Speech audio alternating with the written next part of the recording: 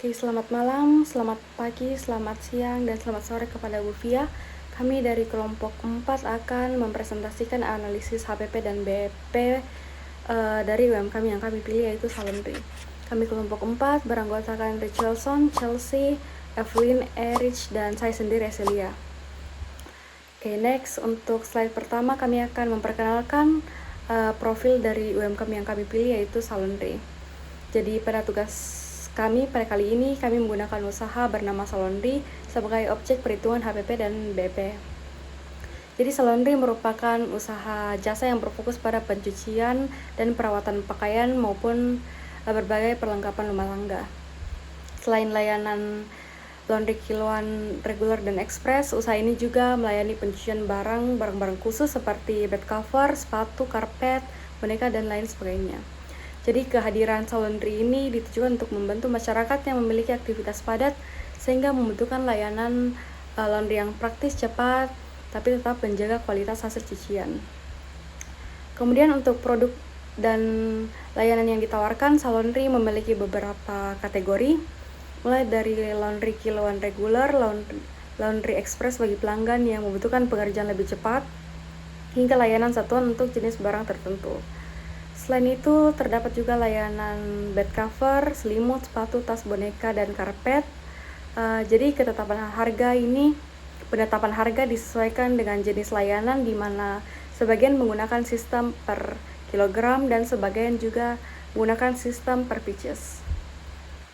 Oke, next, untuk target pasarnya, seperti yang kita tahu, untuk target pasar para usaha laundry ini tentunya menyasar mahasiswa yang sering memiliki keterbatasan untuk mencuci sendiri, karyawan yang memiliki jadwal kerja yang padat juga, serta keluarga rumah tangga yang membutuhkan bantuan dalam mengelola cucian sehari-hari.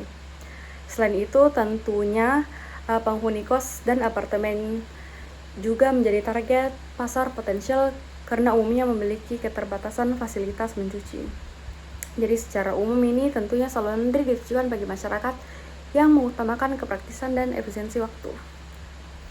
Kemudian untuk keunggulan usahanya, ada beberapa keunggulan yang dimiliki oleh Salondri. Tentunya yang pertama adalah variasi layanan yang cukup lengkap sehingga pelanggan dapat memenuhi berbagai kebutuhan pencucian di satu tempat.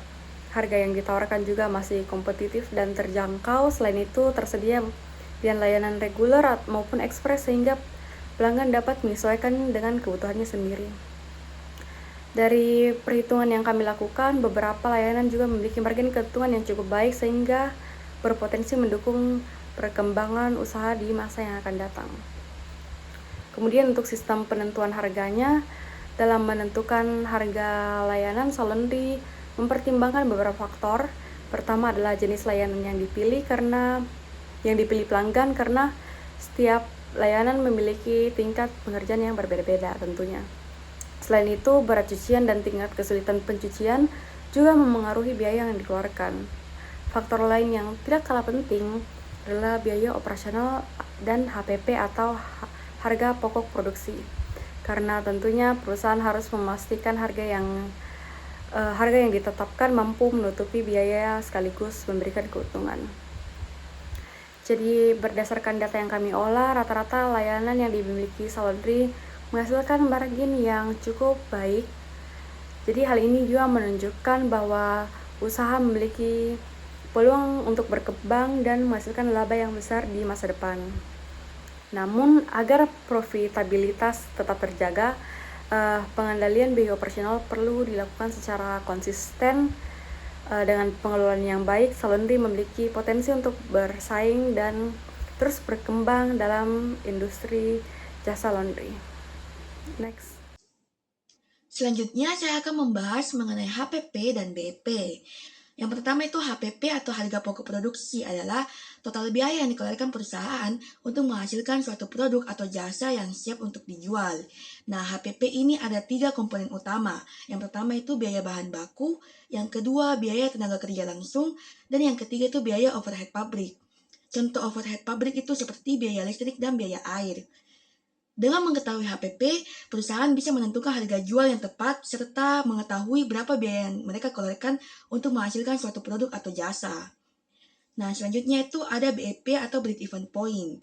BEP itu merupakan titik di mana total pendapatan itu sama dengan total biaya atau total pemasukan sama dengan total pengeluaran. Jadi di sini perusahaan mengalami titik impas, tidak mengalami kerugian ataupun keuntungan. Nah, BEP ini ada dua bentuk. Bisa dihitung dalam pertama itu BEP unit adalah jumlah produk yang harus dijual oleh perusahaan untuk mencapai titik impas atau tidak rugi maupun tidak untung. Nah, yang kedua itu BEP rupiah adalah jumlah pemasukan atau pendapatan yang harus diterima perusahaan supaya tidak mengalami kerugian. Nah, untuk menghitung BEP itu ada dua rumus. Untuk BEP unit dilakukan dengan cara membagi biaya tetap atau fixed cost dengan selisih antara harga jual dan biaya variabel per unit.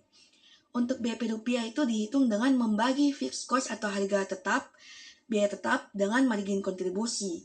Margin kontribusi itu merupakan bagian dari penjualan yang tersedia untuk menutupi biaya tetap setelah biaya variabel dikurangi. Nah, apa sih manfaat dari perhitungan BEP untuk perusahaan? Yang pertama itu tentunya untuk membantu target penjualan minimum yang harus dicapai perusahaan. Yang kedua untuk mengukur apakah bisnis ini layak untuk dijalankan lagi atau dilanjutkan. Yang ketiga untuk membantu manajemen dalam pengambilan keputusan. Misalnya ketika ingin menaikkan harga jual atau ingin menurunkan biaya pengeluaran atau meningkatkan efisiensi biaya. Dan yang keempat adalah BEP itu membantu perusahaan untuk menghindari kerugian. Karena supaya perusahaan tahu itu mereka harus menjual produk sebanyak apa dan mereka harus mencapai pencapaian pendapatan itu sebanyak apa. Dengan demikian, HPP dan BEP itu merupakan alat penting untuk perusahaan mengendalikan biaya, menentukan harga jual, dan merencanakan keuntungan perusahaan. Selanjutnya kita masuk di hasil perhitungan HPP untuk UMKM Salonry, di mana untuk HPP-nya itu kita bagi menjadi dua biaya. Yang pertama itu ada variable cost yang terdiri atas plastik hanger, plastik jinjing, plastik roll PP kasar, parfum dark, parfum chamomile, rose clean deterjen, berkah-alkalit, dan berkah softener, di mana masing-masing itu volumenya kurang lebih 5 liter atau 5 kg. Kemudian yang kedua ada fixed cost yang terdiri atas mesin cuci dan mesin pengering, dengan asumsi umur ekonomis itu ada 10-15 tahun. Kemudian ada listrik, air, telepon, dan gaji yang dibayar per bulan. Dan fixed cost terakhir itu ada rumah dengan asumsi umur ekonomis itu 40-50 tahun. Next, setelah memperoleh dari biaya-biaya harga yang telah disebutkan sebelumnya, kita asumsikan lagi bahwa per hari itu kurang lebih ada 30 kg dengan jumlah pakaian itu ada di 50-70 pieces. Sehingga diperoleh bahwa harga satu kali pencucian itu seperti ada di layar berikut. Sehingga untuk HPP per harinya dengan asumsi 30 kilo itu untuk biaya yang dikeluarkan itu ada di Rp208.131. Next, dari hasil perhitungan yang telah disebutkan sebelumnya dengan asumsi per hari itu ada 30 kilo, sehingga kita memperoleh bahwa HPP per kilogramnya itu ada di kisaran Rp6.938. Untuk mengetahui dari margin keuntungan masing-masing yang ada di UMKM Salonry ini, kita harus mengetahui terlebih dahulu paket-paket apa saja yang ada di Salonry. Untuk paket yang pertama itu ada kiloan reguler dengan margin keuntungan itu kita ambil di rata-rata sekitar 19,95%. Kemudian untuk paket selanjutnya itu ada bed cover dengan satuan. Dengan bed cover itu margin keuntungan rata-ratanya ada di 75,47%. Dan satuan ada di untuk margin keuntungan rata-ratanya itu ada 358,34%. Next. Kemudian untuk paket selanjutnya itu ada spray dan gorden, di mana untuk spray sendiri itu rata-rata margin keuntungannya ada di 180,58% dan gorden ada di 1341,40%. Kemudian untuk di paket selanjutnya itu ada selimut dengan margin keuntungan rata-rata 112,67%, alas kaki dengan 467,11%, taplak meja 408,73%, dan yang paket terakhir itu ada di jas dengan rata-rata margin keuntungan ada di 397,03%. Next, untuk paket selanjutnya juga ada bantal, tas, dan matras, di mana bantal untuk rata-rata margin keuntungannya itu di 530,61%, dan paket tas ada di margin keuntungan rata-rata itu 86,53%, Dan yang terakhir itu ada matras dengan margin keuntungan rata-rata itu di 254,81%. Kemudian paket selanjutnya itu juga ada di baju wanita, di mana rata-rata margin keuntungannya itu di 904,12%. Ada juga boneka dengan margin keuntungan 220,31%. Next. Kemudian untuk paket yang terakhir ada kain gorden, Kiloan Express, dan Satuan Express, di mana untuk kain gorden itu margin keuntungan rata-ratanya di 1032,53%. Di Kiloan Express itu margin keuntungannya kurang lebih di 156,28%. Dan Satuan Express itu dengan margin keuntungan rata-rata 224,32%. Sehingga untuk rata-rata harga paket secara keseluruhan itu ada di angka Rp27.456 dengan rata-rata HPP keseluruhan itu ada di Rp8.280. Sehingga secara keseluruhan kita ambil rata-rata margin keuntungan HPP-nya itu ada di kisaran 231,58%. Berdasarkan hasil perhitungan yang telah dilakukan, kita peroleh bahwa harga dengan rata-ratanya itu memiliki keuntungan sebesar 231,58%, yang menunjukkan bahwa harga jual yang diterapkan sudah berada di atas biaya produksi. Hal ini menandakan bahwa usaha salon laundry, khususnya yang bergerak di bidang laundry ini, memiliki potensi keuntungan yang cukup baik, serta mampu menutupi biaya operasional dan membantu dalam memperoleh keuntungan yang maksimal, terutama untuk laba usahanya sendiri. Selanjutnya saya akan menjelaskan hasil perhitungan break-even point atau BEP pada UMKM Salonry. Berdasarkan hasil perhitungan yang telah dilakukan, diperoleh beberapa data utama, yaitu variable cost per unit sebesar Rp3.510, rata-rata harga paket sebesar Rp27.456, dan fixed cost per bulan sebesar Rp6.143.556. Dari data tersebut, diperoleh BEP unit sebesar 256,6 paket atau jika dibulatkan yaitu menjadi 257 paket, serta BEP rupiah sebesar Rp7.044.209. Nah, apa arti dari hasil tersebut? Jadi, BEP unit sebesar 257 paket menunjukkan bahwa Salonry harus menjual minimal sekitar 257 paket laundry dalam 1 bulan agar mencapai titik impas. Pada kondisi ini, total pendapatan yang diperoleh sama dengan total biaya yang dikeluarkan, sehingga usaha tidak mengalami keuntungan maupun kerugian. Jika jumlah penjualan masih di bawah 257 paket per bulan, maka pendapatan yang diperoleh itu belum mampu menutupi biaya operasional, sehingga usaha itu bisa mengalami kerugian. Sebaliknya, jika penjualan melebihi 257 paket, maka Salonry mulai menghasilkan keuntungan. Selain itu, diperoleh juga BEP rupiah sebesar Rp7.044.209. Artinya, Salonry itu harus menjual minimal sekitar 7 juta per bulan untuk menutupi seluruh biaya tetap dan biaya variabel yang dikeluarkan. Pendapatan di bawah angka tersebut menunjukkan kondisi rugi, sedangkan pendapatan di atas angka tersebut menunjukkan bahwa usaha telah memperoleh laba.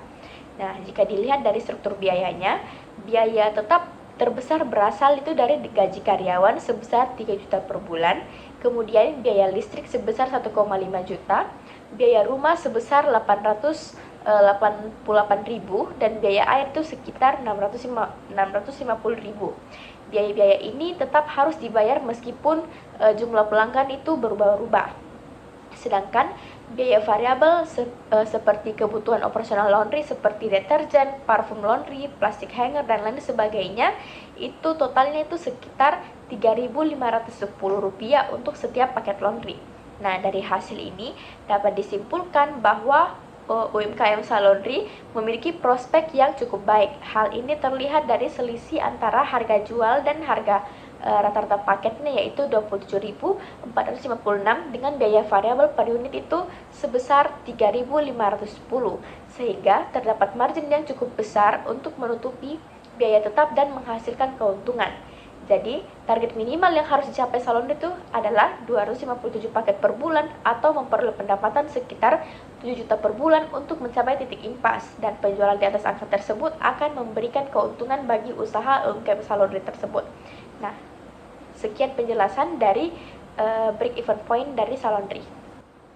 Nah, selanjutnya kita masuk ke strategi bagi UMKM Salonri ke depannya. Berdasarkan data HPP, target pasar, layanan, dan margin keuntungan yang ada, sebenarnya usaha Salonri ini tuh memiliki peluang berkembang itu yang cukup besar. Namun, masih ada beberapa bagian yang perlu diperkuat supaya usaha ini tuh bisa lebih efisien, lebih stabil, dan profitnya bisa lebih meningkat lagi ke depannya.